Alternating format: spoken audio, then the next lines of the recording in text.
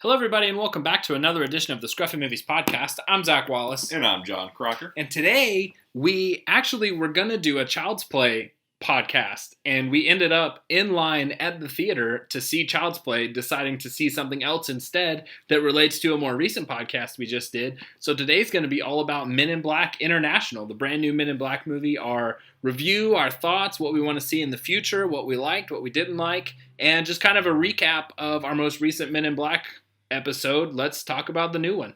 Okay, so I'm going to ask you the same question, and I'll answer this too, that everyone has asked me after I've told them that this is what we saw, which is, did it have that same thing, that same flair that the original ones had?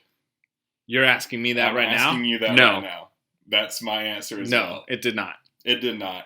And the best way I can describe that is, and we talked about this briefly as soon as we got out of the movie, Will Smith, in and of himself, irregardless of the other people in the movie, he has a specific brand of humor. And it's very much the Fresh Prince brand of humor.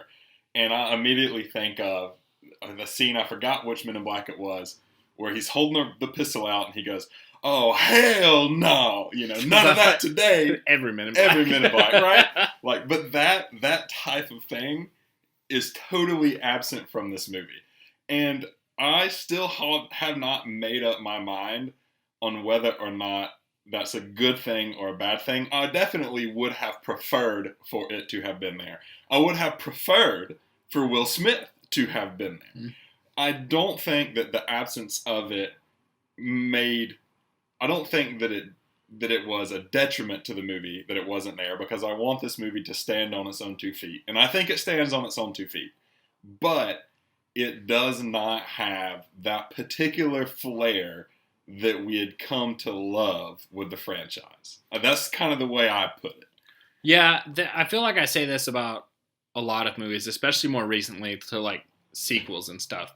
And I'm sure it's something you get as well. But I've just always had I get feelings watching certain movies. I get a feeling.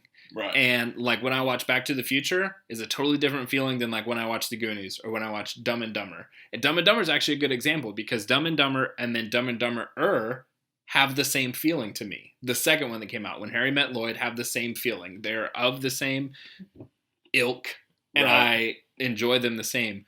But Dumb and Dumber 2, the one that came out with Jim Carrey and Jeff Daniels in 2014, I think, doesn't feel like a Dumb and Dumber movie. It doesn't have the same feeling to me. And that's a lot about what I felt about Men in Black International. It was a good movie.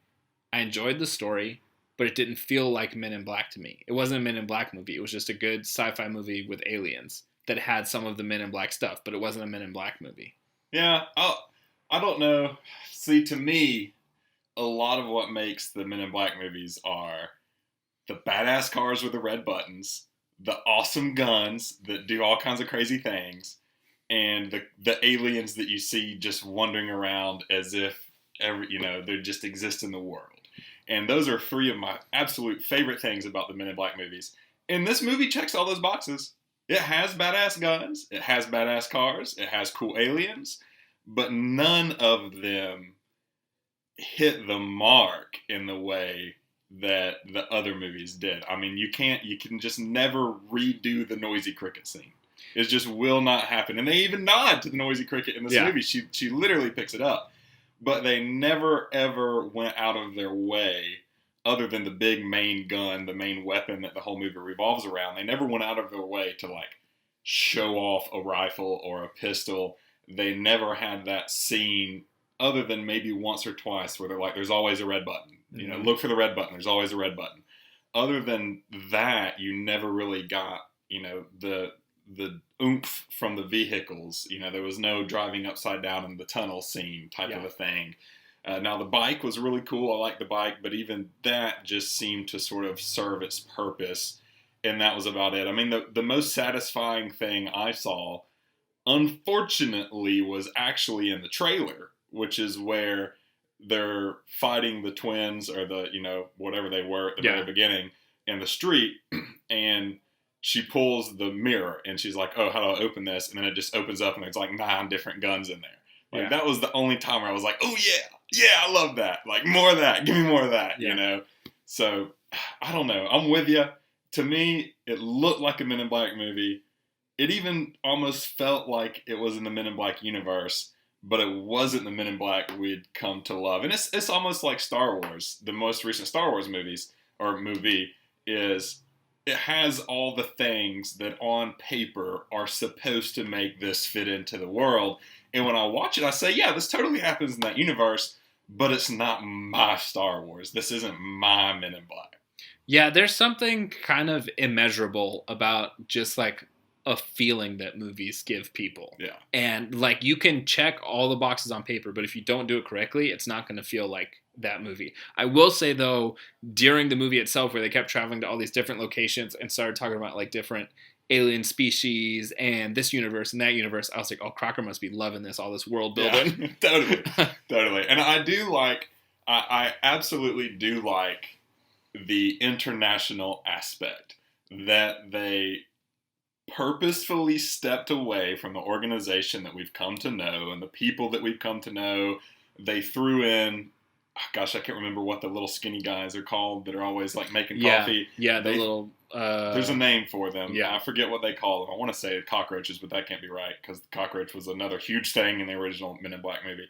But they threw those in there as a bit of a nod. Frank the Pug was in it. Frank the Pug was in it as a bit of a nod. So it's like they're throwing all these things. There's a painting of, Kay on the wall as a bit of a nod. So they're nodding to all of this. I did like that they built upon what we know of the Men in Black. That it's not just these few faces that you always see. It's these faceless agents when, Valkyrie was a child. And it's these other agents that you see scattered throughout, London and then, not Moscow, but what was the... Bangladesh. No, it was like Miramesh or something weird. Arakesh.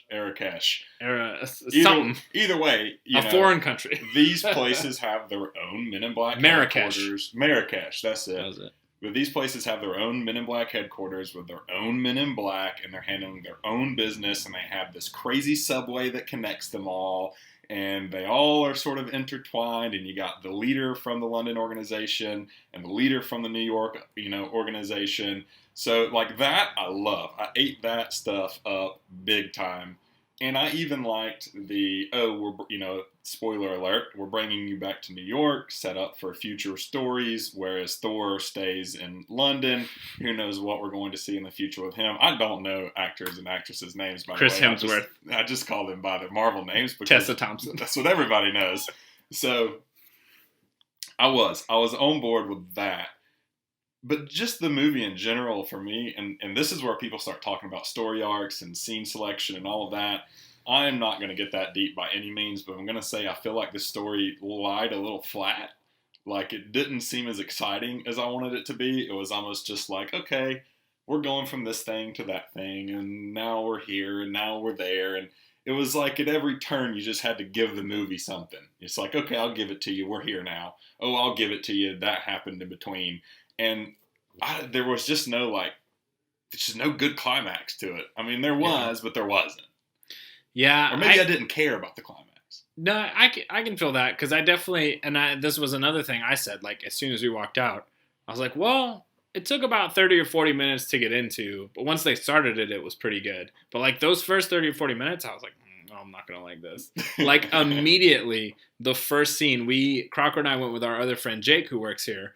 The first scene where there's an alien in Tessa Thompson's house as a little girl, the two agents come and they neuralize her parents, and we see the alien like escape. As soon as that scene was happening and the agents started to leave, Jake leaned over and was like, "Are they just not going to go search for that alien that they were there to find?" Mm. And I was like, damn it. And that just set up the rest of the movie for like those kind of moments for me. Yes. I was always looking for like the shortcomings, I think.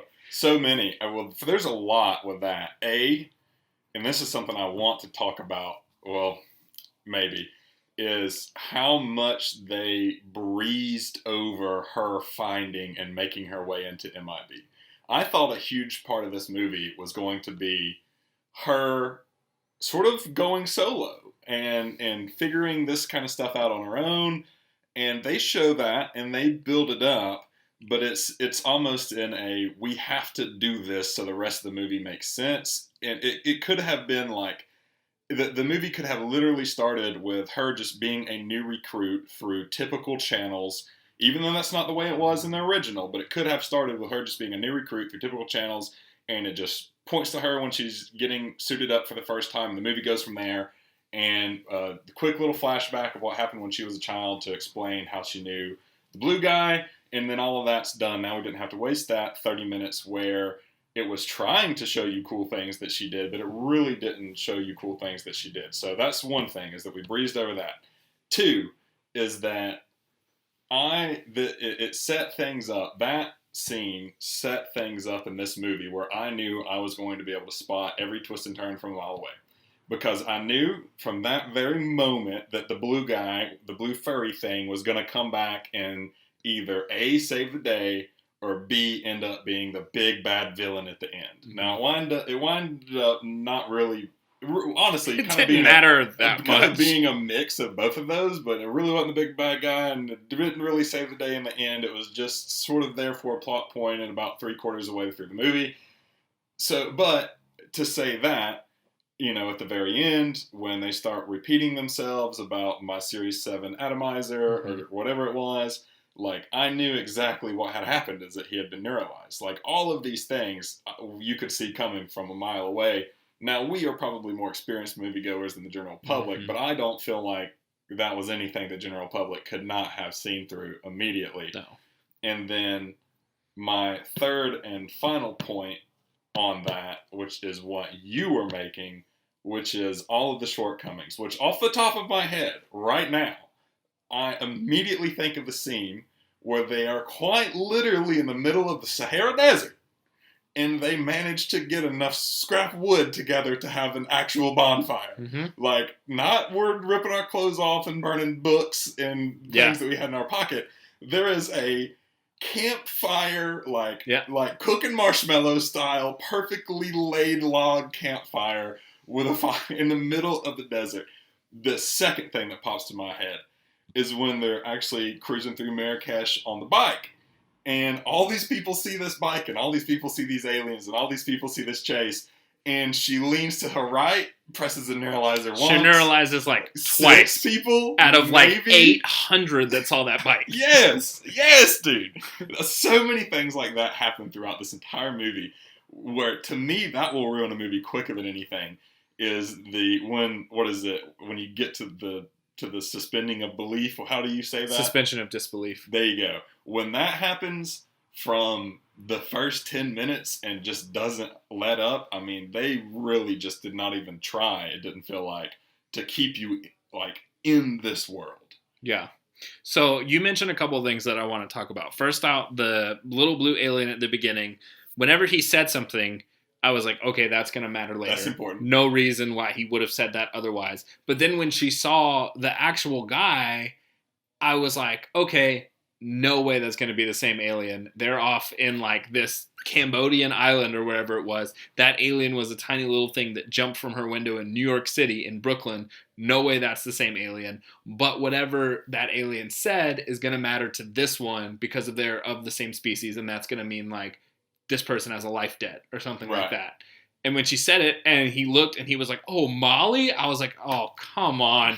It's so easy. Like, I was ready to give it to them and be like, okay, what he said means something to that species. Right. Nope. Exact same one. And I was like, okay, don't like that, first off. And then the same, as soon as he hopped on that bike and he fled out into the group of people, I was like, how is he neuralizing them? If they would have just put in one sentence about like, and because it already had blue lights on it. Right. If they were like, yeah, and what's so great is like, it's a built-in neuralizer. When you drive past people, it neuralizes them instantly. Great. Do whatever you want with that bike. You've given me the explanation. I don't need to worry about it anymore. But she literally goes, you drive, I got this, and neuralizes like 8 people. And then that's it. The rest of Marrakesh sees them on this alien bike. And the aliens that were chasing them. Yeah. All of them. Not just like, oh, that must be some crazy new bike. Actual aliens. What, your entire point of the neuralizer. And they've shown in recent movies, or not recent movies, but previous movies, that they have the means to neuralize an entire city. I mean, they've had the Statue of Liberty as the neuralizer before.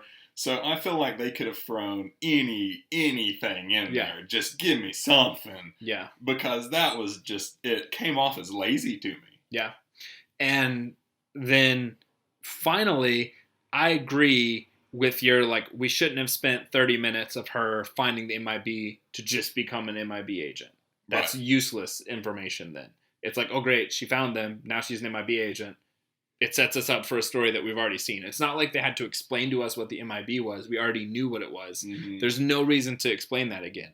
But I think what would have been better is if instead of burning that 30 minutes, what was more interesting was her tracking the MIB when she wasn't an MIB agent. So let's have the exact same plot. Chris Hemsworth goes to meet that alien guy that he meets about halfway through the movie to protect him, but she has tracked them there. She's there. And then the alien guy ends up giving her that tech. They both get burned, the same how it does in the movie, and they're not MIB. She's not an MIB agent, but now the universe is gunning for the both of them, and they don't know who they can trust in MIB, so they got to go on the run from MIB. And he's like, you're not an agent, but I have to trust you because you know something that I don't, and we need to work together to figure this out. And then they end up working together, and at the end, she gets accepted. She becomes an MIB agent. That would have been so much better than burning 30 minutes. That is absolutely brilliant. That is absolutely brilliant. Yes, whatever happens brings them together on that street. Exactly. You know? Oh, dude, that would have been absolutely perfect. Instead of her being a probie, she would have literally just been one kind of like after that point, which is like, you're running with us. Yeah. We'll let you on the inside. If everything fails, we'll neuralize you or you'll be dead. Yeah. And everybody will still be the same anyway. And that would have been so much better. Or just, in general, ramped up more of her doing really slick, sly, cool things that build her up to be, a good agent. Yeah. Well, I mean, because they kind of go out of their way to establish, like, she is an agent now, but then she, like, goes outside of what she's supposed to do in order to get on that mission with Chris Hemsworth. And it's also a story we've already seen. We've seen the first Men in Black. We've seen when Will Smith is this agent that can't believe what's going on. But what if it's just a regular person that's not an agent yet? And they literally set up every story element to be able to do that story. There's a mole in MIB. He can't trust MIB. He has to trust this outsider with the information that she has. Like, they're on the run from these aliens who saw them both in the alley. That's like, oh, we've tracked her with this. So now he's like, I have to protect you. I'm the only one who knows about this. And then that's a whole dynamic of, like, you're not the only one that knows. I know too. And she finds out more about alien stuff. Like, there's just so many more interesting things you could have done with that storyline than just 30 minutes MIB. Okay, now set up the actual story. Yeah, totally. I could not agree more with that. And I think that would have been an absolutely brilliant plot. Yeah, I would have liked it a lot more. And then at the end, she gets accepted into the MIB. Yeah. Like, that's you've gone on a mission, you've done it, and, like, you think she's going to get neuralized, and then the people are like, hey, wait. Yeah. And they're like, you've earned that. Congratulations, agent. And she's like, oh, I did it, finally. And it's like a paid off character arc throughout the whole movie of her finding the MIB instead of the first 30 minutes wrapping that up. And now it's just a regular Men in Black story. Yeah, totally. Totally. I'm so on board with that. We should, gosh, you need to send that in to, what's that YouTube channel? How It Should Have Ended? Yeah, How It Should Have Ended. They should do that. How It Should Have Been Made instead. How It Should Have Been Made instead. Well, that's what makes me so bad, too, is, like, they had literally every plot element ready to go. If they would have just mixed the puzzle pieces up a little bit more than what they did, it would have worked fine. Exactly the way that they had it. Oh, yeah. I mean, they had absolutely everything there. And it wouldn't have felt so, like, cut and dry. I don't know. I mean, we've seen in the first movie. Yeah. We've seen it before. But in the first movie, there was more of, like, an emotional thing between, it was Tommy Lee Jones and Will Smith. Like, that scene where Will Smith sits out on the bench, like, all night long before he decides he actually wants to do it. Like, that was, pretty heavy hitting. Like, it was a really kind of an emotional attachment between those two. Will Smith already had his own thing going on, and then you find out that he's training his replacement, not his partner, and it's like it just all builds up and works out so well. But honestly, the way they presented it, I didn't care if she got in or not. I mean, and the Yeah, it fact that she wasn't. did get in, they had to push the movie forward. We knew it was going to happen. Yeah. But it was not like, hell yes, finally, you know. Yeah, it wasn't a build up to anything. It was just, here's this person, now she's an agent. But it's a different way because they didn't recruit her like they did for Will Smith. Right. Like, it's just something, it's something that we've already seen before, but they tried to be like, see, but it's like something you've seen before. Yeah. But I will say, normally they have some kind of like alien assisting them, or there's like a funny alien or something, and the alien in this movie, Pawnee, which assists them, did not let down. I felt like the jokes honestly were falling pretty flat for me. There was a couple of moments where I was like, huh, but I didn't really laugh out loud until Pawnee got there. Pawnee played by Kumail Nanjiani, and then I actually was like, oh, okay, this is funny, I like this. Yeah, definitely stole the show. Yeah, 100% Pawnee stole the show. It actually, it hurts me on a deep level to know that he was the last of his kind, if that's true, because I honestly would love to see an entire chessboard of characters, like, you know, white versus black, or red versus black, I guess in his case, like actually play out something, like just a little battle between themselves, like protecting the kings and queens or something. Like, I would absolutely love to see more of his people, you know, but up until that, I mean, like we were saying about everything just kind of falling flat. I mean, I feel like that's the way the entire movie went, is it just fell a little flat except for Pawnee. And he was definitely the star. Yeah. I felt like the movie got 50 times better when he was introduced. Yes. But I will say, the way he was introduced, there was one thing that bothered me. I don't know if it bothered you.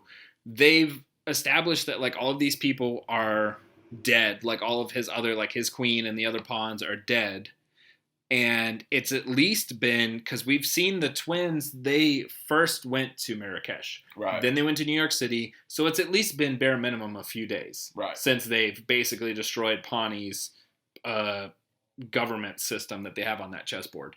Whenever Chris Hemsworth and Tessa Thompson come in, Pawnee is the only one left alive. And he shoots at them and he drops onto the board and he's like, look, we got our asses kicked in this. But then the queen goes, and he goes, oh, my queen. And then she dies in his arms. 3 days later. 3 days later. He didn't go down to check on her, like, in between those 3 days. She was still alive. For 3 days sitting there suffering, she could have been saved. So that bothered me. If he would have just looked at her and been like, that was my queen. The same emotional response. But they had her go, like she was just been dying quietly for 3 days. And he's just been sitting in there with nothing to do. And there were, when that happened, and then like immediately thereafter, without skipping a beat, he pledges his allegiance to his new quote unquote queen. Yeah. And then at some point, I forget in the movie, he says again, like we could trade, or like he would go serve some other person. I forget exactly what the circumstance was, but I did have a thought that was like, is this guy going to end up being a traitor of some sort in the end, because he will so quickly change allegiance? Yeah. You know, because we've seen him in the past literally 30 minutes change allegiance once already and potentially offer again.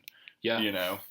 And I did actually like his part more, I would say, in the climactic final battle than I liked either of the other people. Than I liked Chris Hemsworth or Tessa Thompson's character arcs in that battle. I love, and I think it kind of came from like Mighty Ducks and shit like that.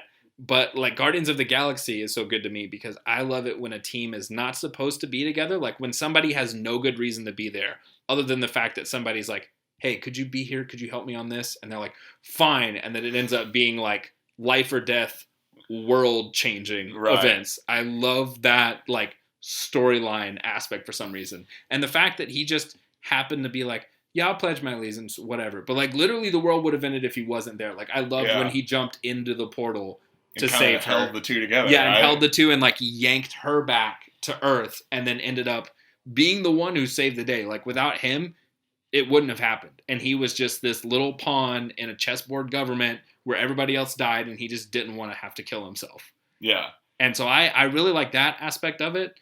But I just like stories like that. Like Pineapple Express, where they end up having to fight like all these drug dealers and cops and stuff, and all he was trying to do was smoke some weed. Like, Yeah. I just love that storyline of like, big events are happening and I am not equipped to handle this. Yeah. I just love that for some reason. I do too. And Pineapple Express is the epitome of that statement you just made. Yeah, of like, big things are Guess happening. we better do something. Yeah, totally. Yeah, and I gotta say too that, and I'm sure this is a lot of people's biggest thing, and because it was for me going into it, I didn't know if it was gonna be some like we're the women in black club now thing with the whole movie, and I think they did a great job at sort of squashing that at the onset. Like, you see the original chick that was sort of the chief over everyone in the other movie as Emma well. Thompson. Yeah, she was in Men in Black 3. 3. 3 is when she took over as the head. Right. From Rip Torn. Yes, absolutely. And you can never forget his face once you know it. So she was already there. And they did address it really quickly because Valkyrie was like, excuse me, the Men in Black? And she just kind of had one of those moments where she was like, don't freaking push it. We've had the conversation. This is the thing.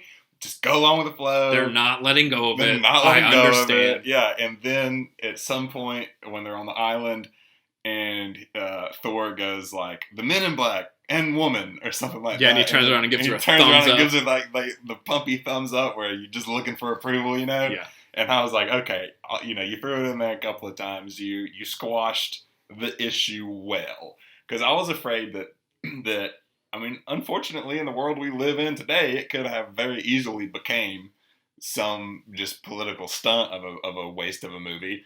And I am honestly surprised they didn't play harder to the refugee thing than they did. Because in the original MIBs, refugees. That was the entire point. It starts with aliens trying to cross the Mexican border. Yes. These are refugees. Mm-hmm. So they had all the ammo there, and I think they tried to make the best damn movie they could instead of making it a politically motivated movie. So for that, I at least give them a little bit of credit. Maybe I wanted to give it so much credit, I was blind to it, and maybe it was a lot more charged than I am even thinking it was. But when I watched it, I did not have those feelings. I don't think it was. Those feelings always rubbed me the wrong way. And we've talked about this a lot before, but if anybody who hasn't listened to any past podcasts, I don't mind if you want to make a statement. But don't like wink in my face and be like, did you see what I did there? Don't let it go in front of the movie itself. Right. The movie comes first, and then if your movie makes a statement, great. But you're not making a statement through a movie. I don't like that. Right. I don't like when people do that. I don't like when they're like, aren't we cool? Guys, did you see what we did? Yep. I hate it. It makes me so mad. But I didn't feel like this movie did that. I felt like they talked about it. I don't even feel like they tried to make a statement, really. I feel like they just kind of made some jokes, and they were like, okay, we addressed it because it's something that should be addressed, but now just go on with the movie. The movie isn't about trying to make a political statement. It's about fighting aliens. Let's go fight some aliens. Yeah, totally. So I have to give them credit where credit is due on that. Yeah, because it very easily could have been, well, now we're the women in black, and that I feel like would have been like winking in the face, like, you guys see? Yeah. Women power, girl power. And we're two men, so we can't really, it's the same conversation we had during Captain Marvel, where I was like, these are my opinions, but I also don't really get credit to have these opinions. Yeah. So, I mean, if it would have been women in black and girls all over the world would have been like, yes, awesome, finally, girl power, then there's not much I can say to be like, well, you shouldn't have gotten it, because that's super shitty of me. Well, I mean, I don't think it's that you shouldn't say it. I mean, if you got an opinion, you should be able to talk about anything. But at the end of the day, if they do that, then I think they've purposefully eliminated a vast majority of their audience in hopes to try and capture, at that point, would be, fresh blood, the female audience for that franchise. And I just think that would have absolutely been a horrible business decision, and they would have paid business and social ramifications for that decision. And they avoided it nicely. And they gave just enough to where, credit where credit was due. They addressed the problems. They hit the nose on the head. And they were like, let's just squash it and move on. So we've said it because we need to. And that's all we need to do. Yeah, I can respect them a lot for that. Because like I said, it very easily could have been like, oh, hey, look what we're doing. Did you guys see? Yep. Did you guys see? Now it doesn't matter if we make a lot of money in the box office because we've done something. We've made a statement. Like, that's not what Men in Black's for. Please. Oh, what's that sound mean? That sound means it's halftime. Woo woo. So, if you haven't listened to the show before, halftime is the part of the episode where Crocker and I take a break from the conversation we're having and we talk about recent movie trailers we've seen, movie news, things we're excited about. It's also been the part of the show where we've been giving away free digital copies. We're going to continue that this week, and we're going to be giving away an awesome DC animated movie, Constantine, City of Demons. So, if you want to be entered to win that, all you got to do is comment the code word Holy Water below on the YouTube video you're watching right now, or direct message me at ScruffyMovies on Instagram. Again, the code word is Holy Water, and you'll be entered to win a free digital copy of Constantine, City of Demons. Not only have I not seen that, I did not even know that exists. You keep up way more with the animated stuff than I do, and I feel ashamed. Like, I feel like there's so much good stuff there. Oh, there is. Yeah. There's a lot. And up until, like, last year, I kind of kicked myself because I was like, why am I not keeping up with that animated stuff? Like, I love superheroes so much. Why am I not keeping up with that? So I actually asked my in-laws for Christmas. They were basically like, every kid gets $200. Like, whatever you want, let us know, $200. And the DC Universe collection, which is like movies 1 through like 50 or however many it is now. But it's like all of them except for, now that's been released, all of them except for like maybe 7 or 8. So I was like, I want that. And they got it for me. So I caught up on all of them. And yeah, there are a lot of like super good movies in there. Are they like stereotypical 126 or, 126 No. minute? Like, no, and that's why I like them so much. A lot of them are like an hour 15, hour 20. Yeah. Like, it's just enough to tell a good story, but they don't overstay their welcome. See, that's what there's a fine line in animation where I feel like oftentimes they have to spend more time because their audience is children. I feel like Clone Wars.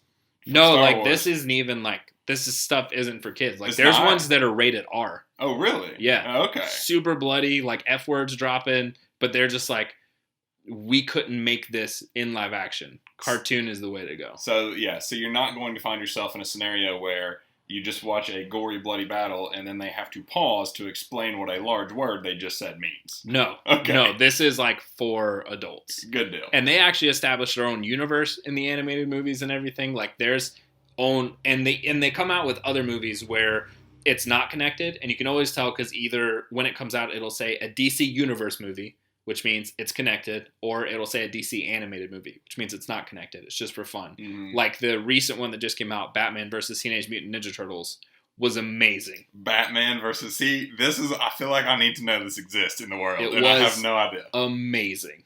So good. They captured like every character perfectly. It was so good. But it was not a part of like the overall universe that they've established in their animated world. But then there's some stuff, like there's one called, they do Flashpoint Paradox in it. It's called Justice League: The Flashpoint Paradox. And there is, I won't spoil it because it's super good once you're actually watching and figure it out. But there's like 8 movies in between that and a Suicide Squad movie that comes out that's called Suicide Squad: Hell to Pay. It's one of the more recent ones. And there's something going on with a character in that movie where you're like, God, what's going on with them? And then you see it and it flashes back to Flashpoint Paradox. And this has all been like troubled for them and like leading up to this moment where you're like, oh my God, like they're good. You really need to check them out. My question is, where are these writers that are blowing minds and doing freaking Teenage Mutant Ninja Turtles versus Batman in the DC like live action universe? Like, why can't they're relegated to cartoons? Are they? But I mean, if the stories are this badass, like, why not pull someone out of the minors and put them in the majors? Well, see, and that's the thing. Writing for cartoons is totally different than writing for live action movies, I would say, because in cartoons you're not really limited by budget or time or like work constraints. It's just like, yeah, Batman should fight the Teenage Mutant Ninja Turtles. And they're like, great, write it. And they just animate it, and it's good to go. So, it just blows my mind. Are these movies widely known about? and accepted by like the general populace? I mean, No. is it more? I mean, I would imagine even though there's some rated R ones, it's still maybe more kids like audience wise. No, I think it's more people like that are they're like more into the comic books themselves, but then also people like me who are just like, I've seen every superhero thing I possibly can, and now I need more. What are these animated movies up to? But there's one I think specifically you would like called. There's two really good ones, and we gave the digital codes away on here not too long ago as a double feature. There's one called Batman: Gotham by Gaslight, and it's like, what if Batman was in 1600s London and had to fight Jack the Ripper? Love it. What could he do without having like all this modern high tech stuff? What would be like high tech for 1600s London or 1800s London, whenever it takes place? But that one's super good. And then another one called Batman Ninja, which is super good, which was made by an anime house in Japan, I think, or China. And it basically is just like Joker zapped the entirety of Gotham to feudal Japan. And now they're all like these anime characters. And each of Batman's big villains has like a section of Japan. And the Joker leads them all. And Batman doesn't have any of his high-tech stuff. And it's just like he has to learn the ways of like the samurai and stuff to be able to take down these villains who he's fought in Gotham, but now they're like feudal warlords in ancient Japan. That, I'm telling you, would bring the DC universe live action out of the slums if you started doing this stuff. I'm telling you. I mean, that's excellent. I would love to see. I mean, you're right. For something like that, if you walked into a pitch meeting, and you sat across the table from a big studio, Disney, or not Disney for DC, but whoever, and pitched that, they would, for a live action, they would laugh you out of the room. Totally. I get that. Like one of the executives would be like, what is this for? And they're like, oh, it's for a new Batman movie. He'd be like, great. And then you'd start and be like, feudal Japan. We rise on a broken dojo. Yeah. And he's like, this is for Batman, you said? Batman this isn't Batman.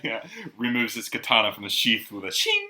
Yeah. You're like, what? But yes, those are awesome. And there's also a new one coming out, which they just released a trailer for, which was actually something on halftime. So now we can actually get to halftime. We'll roll into it, because I don't have really anything. So you take the lead. So since we're talking about it and to roll into halftime, I've talked about before how much I love Teen Titans Go to the movies. It's super, super good. Well, they're actually doing a Teen Titans, which is like the original Titans characters from the Cartoon Network show that you and I grew up with. Teen Titans versus Teen Titans Go. And it's them fighting the versions of each other.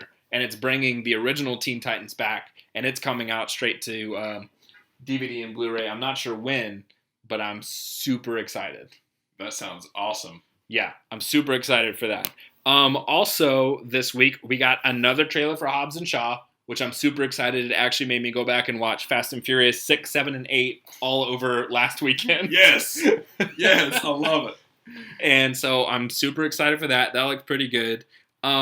We also got a trailer for the new Charlie's Angels movies that Elizabeth Banks is doing, and that looked really good. I'm actually super excited about that one. I don't know if you got a chance to check it out. No, who are the Angels? Kristen Stewart is one of them. Okay. Naomi Scott she was the Pink Ranger in the new live-action Power Rangers, and she was just Jasmine in Aladdin. And then I'm not sure who the third girl is, but she looks very like interesting in the movie. I just don't know her from anything else. The Charlie's Angels that came out when we were like in high school, middle school. You know who's Charlie? Bernie Mac. Patrick Stewart. What? Bernie Mac's dead. What? Are you serious? Nah. Wasn't Bernie Mac he was the Charlie from the... He was Bosley in Full Throttle. Bill Murray was Bosley in the first one. And then Bernie Mac was Bosley in the second one. Bosley? Is it Bosley? I thought it was Charlie. Good morning, Charlie. Yeah, that Charlie is like the guy who runs everything. Bosley is like the interpersonal guy that like runs the team. Yeah, Charlie's who they work for, but Bosley's like the person that helps set up everything. Yeah, that was Bernie Mac, right? In the second one. In the second one. In Full Throttle it was, yeah. God, I forgot there were two. Yeah. I forgot there were two. Those movies were underrated. I agree with you. Those movies. I love those Some movies. people hated those movies so much. What was the redhead's name? Who was that? What? Who was the redhead? Drew Barrymore? Drew Barrymore. Loved her. She was one of my favorite characters. And Cameron Diaz and Lucy Liu. Lucy Liu. Yep, that's right. Yeah. God, I loved those movies. Shia LaBeouf was in the second one.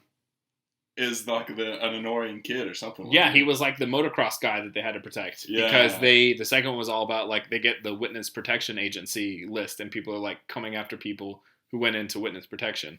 I'm definitely going to have to find somewhere that those movies are hosted and watch them. I doubt they're on Netflix. I don't know. They might be. I don't know. They're. I bet you they're either on Netflix or Hulu. I'll check it out. Those deserve a rewatch. Those were some of the most underrated movies of our teenage years. But yes, the new trailer came out, and it's written and directed by Elizabeth Banks, and she plays Bosley, but Patrick Stewart is playing Charlie, and it actually looked really good, super good. Kind of like the Men in Black storyline we were just talking about. It's about there's only 2 angels established, and then one of them just happens to be like the mission that they're doing, and then she ends up proving like a valuable asset to the team, and I assume at the end of the movie is going to be rolled into like the main roster. Gotcha. But that's what it looks like it's setting up, and it looks really good. Super like action heavy and like all that stuff. You know, that would be an excellent candidate for like a Netflix show. Well, they've tried a bunch of different shows, and none of them have like done very well. They just had a new show on CBS like maybe 3 years ago. For Charlie's Angels? Yeah. Really? And they're recycling it into a movie this quick after it failed? Well, yeah, because nobody watched it because it failed. Oh, okay. Yeah, I mean, I didn't know about it, and I'm a Charlie's Angels fan. Yeah. So. But also just a bit of news. Paul Rudd just got cast to be in the new Ghostbusters 3 that's coming out, the direct sequel to Ghostbusters 1 and 2. And I'm super excited about that because I love Paul Rudd, and it seems like this movie is just setting up to be awesome, even with none of the original cast returning, which they are returning. Confirmed returning. We don't know yet. Sigourney Weaver and Annie Potts have both confirmed to be returning. But Bill Murray... They have not confirmed yet. I assume that'll be closer to date. They'll release that with like a new big trailer of like, this is all about the movie. Here's a poster. Here's a trailer. Here's the rest of the cast. I assume that'll be like part of the huge announcement so that a lot of places pick it up. Yeah. And then also, I don't know if you ever watched it. I'm a huge fan of Scream. And a few years ago, MTV actually did a Scream TV series that was actually really good. And I really enjoyed it. It went for 2 seasons. And then it like took a break for a year. And MTV had commissioned a new season. But it was going to be a reboot. And they were getting rid of like all the characters they had through seasons 1 and 2. And they were going to bring in new characters. But it just kind of sat on the shelf for a bunch of years. And nobody knew when it was coming. No, we didn't hear any news from it. And then recently, last week, VH1 came out, and they're like, boom, Scream Resurrection coming out for 3 nights this July. So they're using all the episodes. It's not even coming on MTV. It's coming on VH1, and it's called Scream Resurrection. And I'm actually super excited about it because the guy who voiced like the killer, who voiced Ghostface, is back. And the original Ghostface mask is back, which it was not in seasons 1 and 2. It was a different mask that looked similar, but it wasn't the same. Scream, when I watched Scary Movie for the first time, I thought to myself, I'm going to have to go watch this Scream movie and figure out some of these jokes that they're throwing in there. I believe I watched Scream because this was back in the day before I was even cared at all about what was going on in the horror genre at all. But Scary Movie was such a hit that I went back and watched Scream just to see what the fuss was all about. And talk about something that just sank into the culture, that mask. I mean, a Halloween still doesn't go by to this day that you don't see 10 or 12 of them on a Halloween. I mean, back in the day, it was a quarter every of other kid. Every other kid had it. I mean, it's probably the cheapest, easiest freaking costume to put together ever, too. But how popular was that, man? Do you know how that mask was found? How was it found? And they incorporated it into the movie. They weren't sure what mask they were going to use. And a location scout for the movie, like they were getting ready to shoot the movie soon, was looking at locations for the movie. And I'm not sure which house exactly it was, but she walked in, and that mask, it wasn't made for the Scream movie. Like, it wasn't created for the Scream movie. A company called Future World had already made it. And she walked into a room, and it was sitting on one of the corner posts of the bed. And she was like, well, that's scary, and took a picture of it. And then when she went back and they were looking through like production photos, Wes Craven was like, whoa, what's that? She was like, that was a creepy mask that was in there. And he was like, that's the mask. Yep. And so they contacted Future World and were like, hey, we really want to use this mask. And they're like, oh, are you serious? Yes, go for it. And good thing they did, because I'm sure they made billions of dollars off of it. See, I thought it had always come from the painting, the classic painting. Probably the mask did, like, that was originally inspired, probably did come from something like that. But the movie didn't commission like a mask to be made for itself. They found it and were like, oh, this mask is awesome. Can we use this? But the painting is literally named like Scream or The Scream or something like that. So they actually rolled that into the title of the movie. So I thought that there was something a bit more cohesive about all that. The original title of the movie was supposed to be Scary Movie. Oh, really? Yeah, and then because it's all about people who like scary movies too much that just decide to make their own. And the producers were like, nobody's going to go watch a movie called Scary Movie. Get that out of there. Let's call it something else. And then the Wayans brothers, making fun of that fact, were like, let's make ours called Scary Movie, based off of the original title of Scream. And then now, like, every movie that comes out is because of that. Is because the original title for Scream was thrown out and they used Scream instead. Learn something every day on this podcast. And then also, because we're actually shooting this on Monday and not Sunday, which I wouldn't have been able to talk about in halftime, the new Jumanji trailer just came out for Jumanji The Next Level, which is technically Jumanji 3, but it's more like Jumanji Welcome to the Jungle 2. But it looks awesome. It looks like they are taking all of the same elements that we know, especially from the second movie, but they're mixing it up enough where it's a fresh sequel and it's something that we haven't seen before, even though we've already kind of seen it before. And it just seems really interesting. That was I'm very excited. I have no words for that explanation. It's something that we have seen before, but we haven't seen before. It's just different enough from what we've seen before, but it is actually what we've seen before because it's all the same. We gotta see it. I'm trying. It's people going into the game and being The Rock, Kevin Hart, Jack Black, and Karen Gillan, which we've all seen before, but it's different. It's not the same as it was before. Gotcha. And it looks very interesting.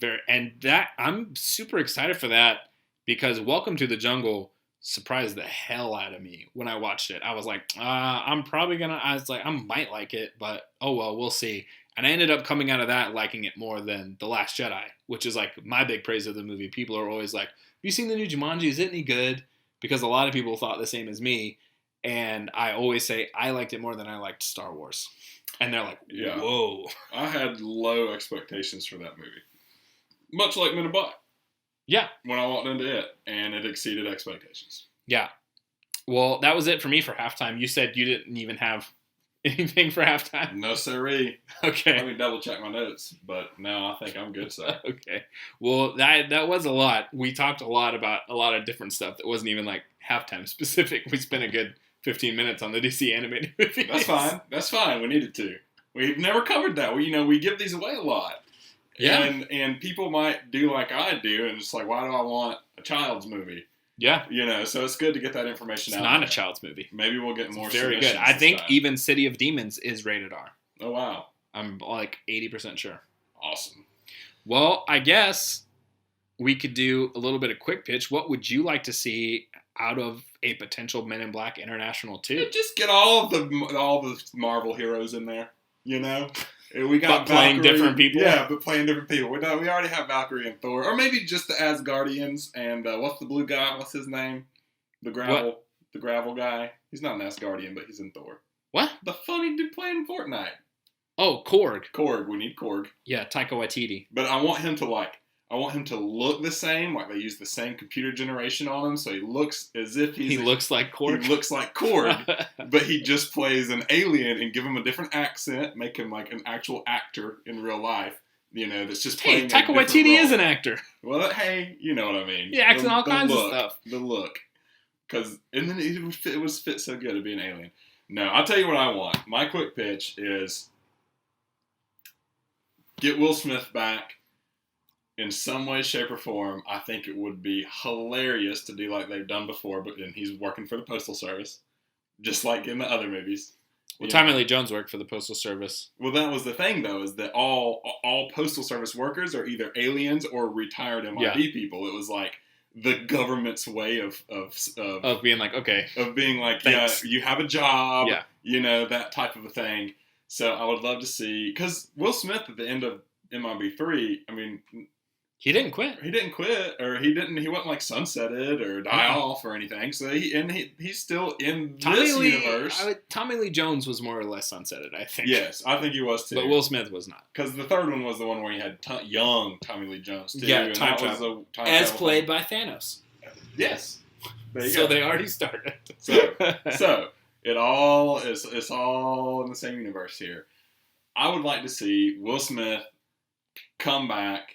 And we talked about this potentially a little bit after we got out of the movie as well, have to link up with Valkyrie and maybe save Thor or do something along those lines, because Valkyrie's now in New York, Thor's still in London, and Will Smith, we would assume, would come back to the New York office. So go get him out of the Postal Service, have something crazy happen to Valkyrie where they had to call in the best guy from history at the New York office and the best guy that's leading the London office and team them up to go save her. Or maybe he has to team up with Valkyrie to go save Thor. Something along those lines that I want. Or you know what? Just give me someone that can truly do Will Smith's brand of humor. But my goodness, is that a tall order? And to be quite honest with you, I can't think of anyone on the face of the planet right now that could do that. I really don't have any specific plots or ideas, but I know that for the next one, I want them to stay away from time travel because I think that was one of the weak spots of MIB3. Just give us more of what we love. Give us more crazy aliens. Give us more crazy guns. Build upon this international universe that you've already set in play and fulfill some stuff for the characters that we were introduced to. And you know what? As weird as it sounds, I think that a Thor and, what was it, Agent C, sort of the really dorky guy? Yeah. I feel like a Thor and Agent C buddy comedy would be hilarious because you've got the pretty boy and the geek. And that's a duo as old as time, the jock and the geek, that have to come together, put aside their differences, and save the frickin' world and humanity to go along with it. That, I think there's a lot to play with. I think they really do have all the pieces in this existing universe to do something really, really cool with the next one. What do you think? Yeah, kind of similar. Whenever we first got out of the movie, we started talking. I would love to see, and it would be super easy because they already have it set up. Chris Hemsworth is as the head of MIB London, so that would make total sense why he would be the one somebody would kidnap. And then she's the only one who had like an inkling of where he might have gone. She doesn't know who to go to. And they're like, we're assigning the best agent we've had in history to this case. And it's Will Smith. But he's become like old and jaded. I would love for him to be a little kind of like cocky of like, yeah, I know I'm the best agent. Like, yeah. And it's not like the Agent J that we've seen before. He's like, give us the Agent J we've seen before. No, because listen, that's his character arc in the movie. He's not just gonna roll in and just be Will Smith ready to go. I want to see him be cocky, and I want to see him be like, you haven't time traveled? I've time traveled. Believe me, I know what I'm doing. And like she's trying to give him tips, but he's not listening to her because he's like, I've done this. I've saved the world 3 times. How many times have you saved it? Well, just the once. So I've got 2 on you. Listen to me instead. But he doesn't know what he's doing in certain situations. Like she knows. And then throughout the course of the movie, we see that character arc kind of break down of like, maybe I don't know everything I thought I did. Maybe I shouldn't be so cocky, because he was unhappy with his life at MIB. He had learned everything. He had done everything. Agent K's gone, so he doesn't have his buddy with him anymore. He's just living this life and like going through the motions of what he feels like the best agent would do.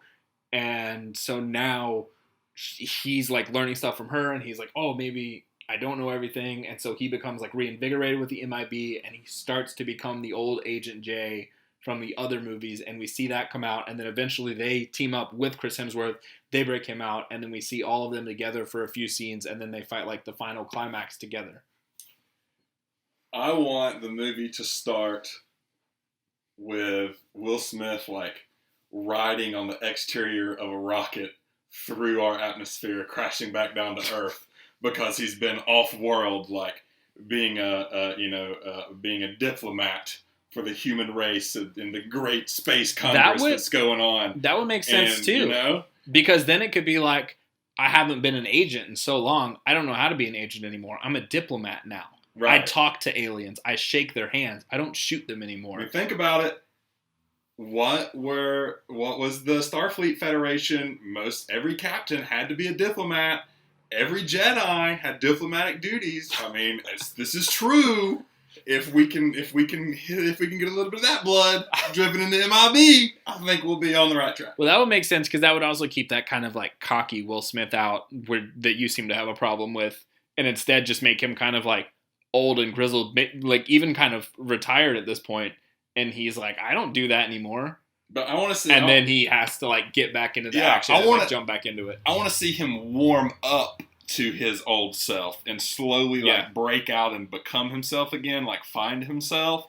I don't want him to have to be put into his place. Like I want them to go to his old homestead like they did in one of the originals, and you know all the walls turn inside out and there's all these weapons, but they're all like dusty and half of them have been reclaimed by MIB because they needed them for some other assignment, and you know the noisy cricket's gone missing, but little does he know that it's been with Valkyrie this whole time because it was given to her, you know, or something like that. I want more. I just want to take Will Smith and turn him up to 11. That's what I want. That'd be cool too if he's not a good like shot anymore, like he just can't, like he's not as good as he used to be. Yeah. And then we see some, I don't know why, but like I love this in movies too, kind of the same as the theme of we're in over our heads. I love the theme of like the pacifist or the old person or like whoever in the final fight seeing something go wrong with one of their friends or like something happen, and then that's when everything kind of clicks back into place and they're like, there's no more okay, I need to try, now I have to do. And he just like stands up from behind a boulder with 2 of my B guns, just like doof, doof, doof, and like starts taking aliens down and stuff. Yeah, or you know, jerk the cloth off of the old like 87 Monte Carlo or whatever it was. You know, like this is the real MIB car. Yeah, you know? And it would fit kind of perfectly with what we've seen. Well, I would say seen work well, but the last 2 movies they made weren't so hot. But the X-Men movies, where they established new cast first movie, mix them together second movie with old cast and new cast, and then the rest of the time it's like, okay, now we've officially passed the torch. We wanted to see if the first iteration would work. It did. So we came together, passed the torch, now it's on you. Or we could do like a Skyfall type of a storyline where Agent O is like kidnapped and the entirety of MIB has been like compromised. And they have to go rogue and like old school, like early MIB tactics from Eiffel back in the day before there was all this technology, like, you know, would be like crank, you know, arc creators and stuff. Yeah, like one person has to aim the gun while the other person like cranks to shoot. Yeah, and they're driving in, you know, the older cars and that kind of stuff. I love it. I love it. That would be awesome. That would be awesome too, because you could totally have another like tiny cricket scene where the cricket's super old and doesn't work. Yeah. And he's like, and he squeezes it and nothing happens. And he's like, well, that did. And then it shoots and he goes flying. Yes. I'll take it. Yeah, I think that would be super good. All right. Any last thoughts? I know we kind of talked a lot of crap about it, but in general, I would say that I did enjoy Men in Black International. I did too. I went in with low expectations. They were exceeded. The best scene in the movie was Thor reaching for the hammer. Yeah, I can agree with that. We didn't mention it. I had to throw it in. No, but I can agree. That was really funny. I do hope to see an MIB International 2. Hopefully they do make it, but let us know below. Did you guys see Men in Black International? What do you think? What do you want to see out of a sequel? Thank you for listening. Please, if you want to, I've like lost my train of thought. I'm just like going through and like you forgot I'm closing. I'm trying to like organize stuff. No, because I'm not sitting in like my normal spot, so it's throwing me off. Excuses. Okay, so if you want to be entered to win a free digital copy of Constantine City of Demons, all you need to do is comment the code word Holy Water below on the YouTube video you're listening to right now, or direct message me at ScruffyMovies on Instagram. Again, the code word is Holy Water. Please follow us on Instagram at ScruffyMovies. And Crockalicious. And we thank you all for listening, and we will see you next week. Bye!